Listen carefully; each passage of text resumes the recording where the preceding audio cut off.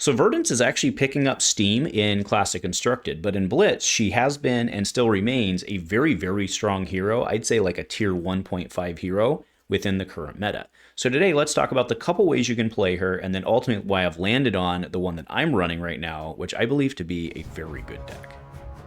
A huge shout out to our channel members for supporting what we do here. If you want to get involved with the channel and the Dice Commando community, please consider joining as a channel member. Remember, these videos are only possible with your support. You can show that support with a like, a subscribe, and by leaving us a comment and sharing your feedback. Community first, and go Commando.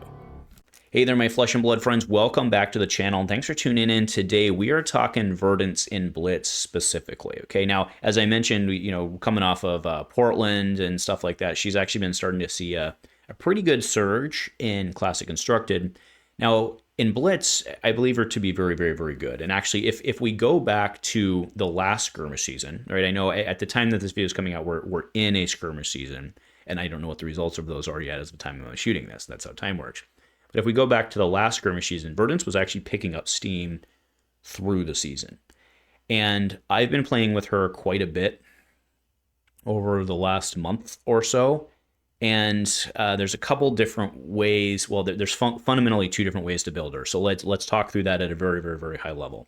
Okay, now you do have the Sergeant Verdance, which is actually where I started. Because I was like, oh, it's Blitz, it's low health. If I can come in and I can amp for something, then that amp carries.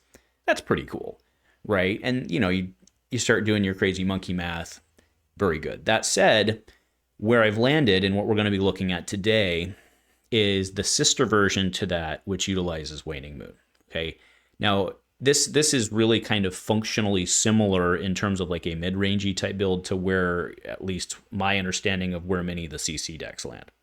Okay, where they're really just trying to like hold back. You can block 2, which you really want to do with the Earth heroes at least early to fill up your drink, right, and then be able to do the thing, get them in your banish zone.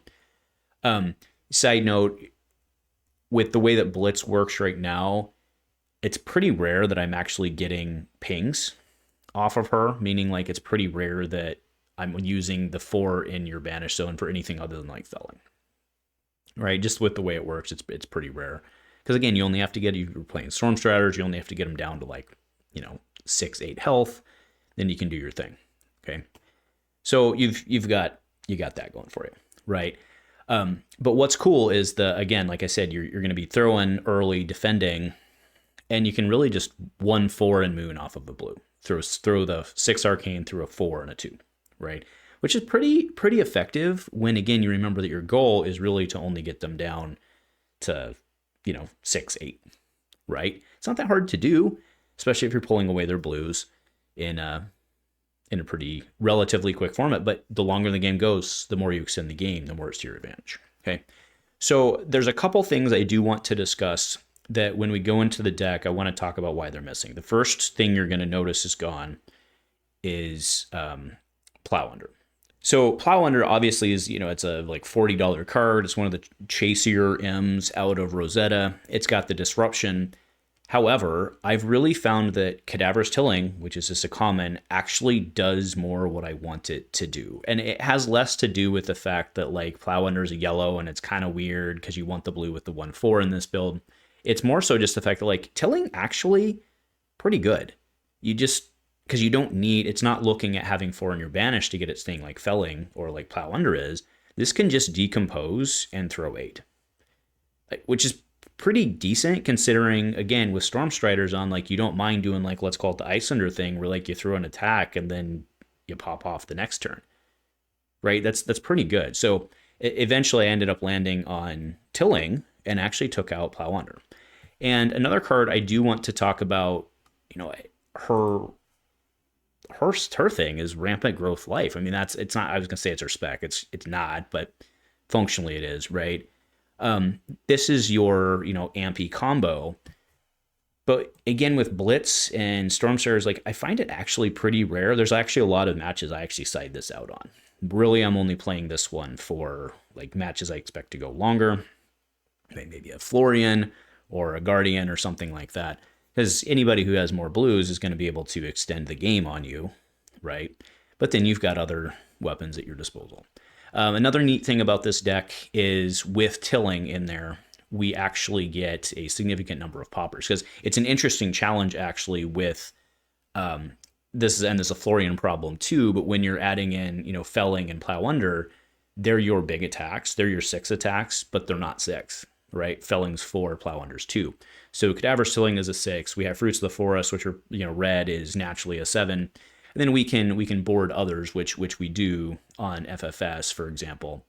But it's really nice to have 6 poppers, because tilling adding another popper to bring you to 6 is actually really, really, really nice.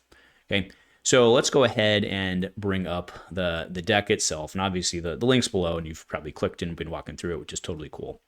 So we're on Bark of the Tree. I am on Helm, so I know it's only a 1, and like I talked about, I wouldn't say very rarely get to 4 in the drink, but in most Blitz games, the game's about over at that point, or it's kind of like an inflection point. So sometimes it blocks for 2, but most of the time, this actually just helps you get an Earth in earlier.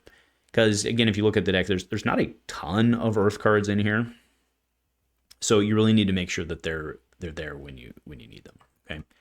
I am on Nodes, and no, I'm not on the Gauntlets. That's one I'm seeing a lot of people running, just for 1. And again, if it's above, if it comes in for a grid attack, everything gets -1, so it's good for long chains. Completely legitimate to run. I just don't own one, so I haven't been playing it. I'm on Nodes, but I also like Nodes because it has AB, and Blaze is a thing, Verdance is a thing, right? Coming in and having Arcane Barrier 3 is important, because you've got 2 on your boots. But be careful when you pop your boots. You better make that a kill shot. Okay. Then we are on Moon with no other alternative. So going into the deck, let's look at the 1/4. So we have Aether Quickening, we have Eternal Inferno, I have Photon Splicing. Obviously, the blue is not a 1/4, but you get me. And then we have Pulsing Aether Life. So we have 4 1/4s. Now, I am playing blue of Photon Splicing, because that's the one that discards to Amp. The same with Arcane Twinning is in here also as a blue. Tilling I already talked about. Channel Tree is, man, if you can get, so it blocks 3. It's an Earth card. Generally, if you're not dropping it like turn 0 or 1, you're not generally doing it, because a lot of times you have to take quite a bit of damage, because right, it itself needs a blue, and then you'd have to have another blue and a 1 and hope that one of those blues is an Earth card, or at least something else you can pay as an Earth card. So that's a pretty big hand to take. Yes, it's 7 Arcane, but you also find a lot of time you can't Moon on the back. So it's fine. If you can get it off, do it, especially if you can keep it around for 2 turns. But that's what I'm saying. Usually you're trying to use it early. Otherwise, a lot of times I just block with it. Meritus Scolding. So here's the one change I would make if I could find the card. So let me know in the comments below if you have a good suggestion on that. But Emeritus Scolding Red makes complete sense, right? It's what we're trying to do with their turn thing. Also, the card blocks 3. Emeritus Scolding Blue, this feels bad. I really wish there was a blue. You'd want it to be an Earth card, and I really want it to block 3. Right now, I think this is the best. It's not the right choice, but I think it's the best choice, if that makes sense. But I would like to find something better there. Felling is in here. We're on Fruits Red Blue. We already talked about Photon. We're on Rootbound, just red, and then on Sink Below. We do main board Rampant Growth Life. Then we have Autumn's Touch, Destructive Aethertide, 1 Seeds, and then 1 Will of Arcana. I was lucky enough to pull that, and that's pretty cool. Feel damp. Moving into the inventory, we've got FFS, Oasis, That All You Got, and then 1 Scour, because Felling Florian, or Runechant, not Felling Florian, Runechant Florian, OTK Florian, really hates that. And it's kind of fun. Also, I did it to Avalda the other day and made her really sad. She had like 4 out. Made her really sad. So that's the deck. Again, this one's pretty straightforward in how you play it. You're just really trying to math. Again, the longer the game goes, for the most part, the better for you, because that gives you the opportunity with which to pitch stack or at least, I shouldn't say pitch stack, but you should try and set up your combo if the game's going to go longer using Rampant Growth Life. Do keep in mind we don't have Sigil in here, right? So you're not doing like some weird thing.